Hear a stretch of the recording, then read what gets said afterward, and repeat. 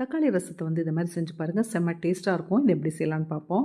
நல்ல பழுத்த தக்காளியாக ஒரு 5 தக்காளி அதை 2ஆ வெட்டி ஒரு கிண்ணத்தில் சேர்த்துடலாம்.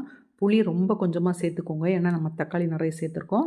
மஞ்சப்பொடி கொஞ்சம், மிளகாத்தூளுமே 1/4 டீஸ்பூனுக்கு குறைவா சேர்த்துக்கோங்க. உப்பு, கொத்தமல்லி இலை கொஞ்சம் நிறையவே அதை கிள்ளி சேர்த்துருங்க. ஒரு கொத்து கருவேப்பிலை, 1 கப்பு தண்ணி ஊற்றி இதை கையை வச்சு நல்லா பிசைஞ்சிருங்க. இந்த தக்காளி, புளி, கொத்தமல்லி இலை எல்லாமே நல்லா உடஞ்சி வரணும். அந்த அளவுக்கு பிசைஞ்சிட்டு ரசத்துக்கு தேவையான அளவு தண்ணி அதிலே ஊற்றி அப்படியே வச்சுருங்க.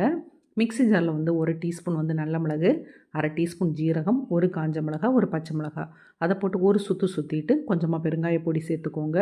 பூண்டு வந்து நல்ல பெரிய பல்ல 5 பல்லு சேர்த்துருக்கேன். சின்னதுனா கொஞ்சம் நிறைய சேர்த்துக்கோங்க. அதையும் போட்டு ஒரே ஒரு சுற்று சுற்றினா போதும். இப்போ பேனில் வந்து எண்ணெய் சேர்த்துட்டு ஒரு 1/2 டீஸ்பூன் கடுகு போட்டு பொரிய விட்டுட்டு 2 காஞ்ச மிளகா, அதுக்கப்புறம் நம்ம தட்டி வச்சுருக்கோம்ல பூண்டு நல்ல மிளகா அதை போட்டு 1 நிமிஷம் வதக்கிடுங்க.